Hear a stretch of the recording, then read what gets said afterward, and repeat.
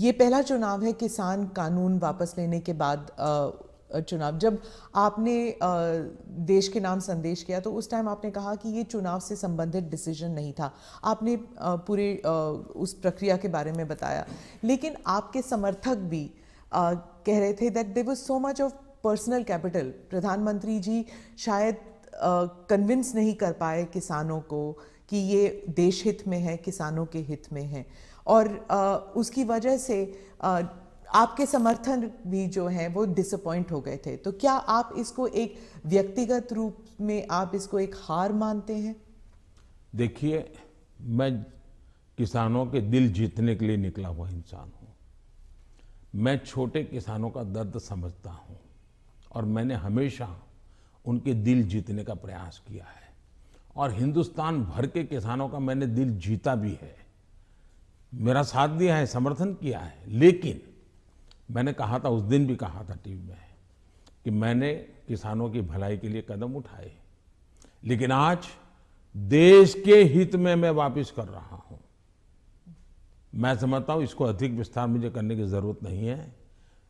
बाद के घटनाक्रमों से पता चलेगा कि क्यों जरूरत पड़ी थी।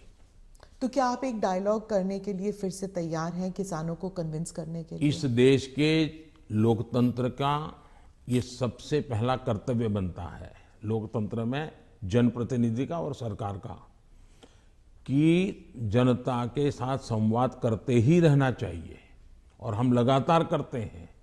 हम कभी भी संवाद टूटना जिसके पक्ष में है ही नहीं। हर किसी को, मुझे भी सुनना चाहिए, मेरी सरकार को भी सुनना चाहिए और बातचीत करना ही चाहिए। बातचीत हमेशा होनी चाहिए और इश्यू पर चर्चा ना हो ऐसा नहीं है। जैसे हम बजट के पहले बजट कैसा बने हद से क्यों पूछते हैं, किसानों से भी पूछते हैं कि बजट कैसा बनना चाहिए, उनके विचार लेते हैं। ये हम तो मानते हैं कि सब कुछ ज्ञान बाबुओं के पास है और नेताओं के पास है, ऐसा हम नहीं मानते हैं। हमारे देश के पास, हर नागरिक के पास अनुभव है, हर नागरिक के पास ज्ञान का भंडार है। हम तो सबसे संवाद करना चाहते हैं, सबसे सीखना चाहते हैं, सबके सुझावों के आधार पर हम चलना चाहते हैं। कोविड के टाइम फर्स्ट वेव और सेकेंड वेव, उसके बारे में आपने अपने स्पीच में भी जिक्र किया कि उसे आपने कहा कि जो कोविड के अगेंस्ट जो हमारी लड़ाई थी वो वी वर विक्टोरियस, मतलब भारत जो है वो विक्टोरियस उभर के आया। लेकिन आपने ये भी कहा कि महाराष्ट्र की सरकार और दिल्ली की सरकार जो है वो नकारात्मक कार्य कर रही थी। लेकिन अरविंद केजरीवाल, राहुल गांधी और शिवसेना ने, तीनों ने कहा कि नहीं, ये गलत है। कोविड की लड़ाई में जो नाकामयाबी सरकार की थी, सेंट्रल गवर्नमेंट की थी, वो हम पे लादा जा रहा है।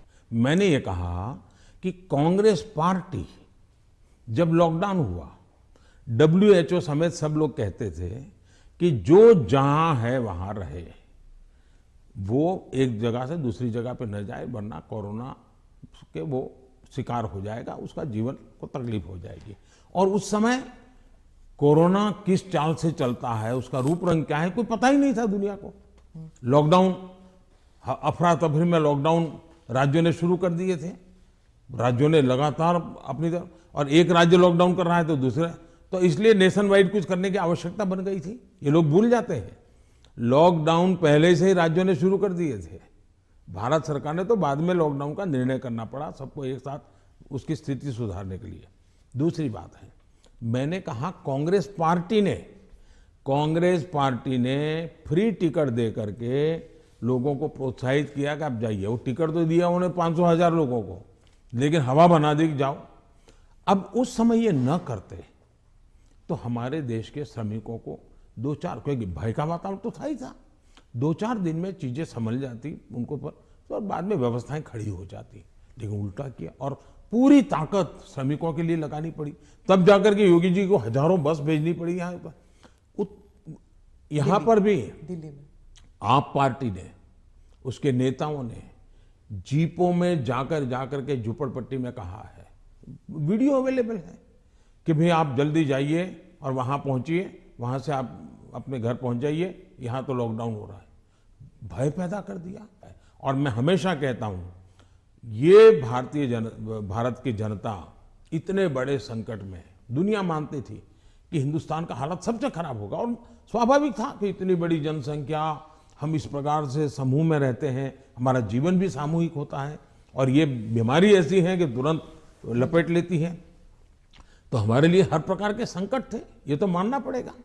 और बीमारी ने दुनिया भर को जिस प्रकार से समृद्ध देशों को तबाह कर दिया है, उसकी तुलना में हम बच पाए, तो हम गर्व से कह सकते हैं कि भाई हिंदुस्तान के नागरिकों ने जो भी उनके पास संसाधन थे, उन्होंने अपने डिसिप्लिन को फॉलो किया और उन्होंने अपने आप को बचाने में काफी मदद की। तो विजय मैंने जो भी कहा है 130 करोड़ को, लेकिन मैंने ये कभी नहीं कहा कि कोरोना खत्म हो गया। मैं तो आज भी कहता हूं ये बहुरूपिया है, वो कभी भी नए रंग रूप के साथ मैदान में उतर आता है और हमारी स्थितियों को चुनौती देता है। हमें हर बार डायनेमिक व्यवस्था से नई नई व्यवस्थाएं खड़ी करनी पड़ रही है और हमें जागरूक रहना पड़ेगा।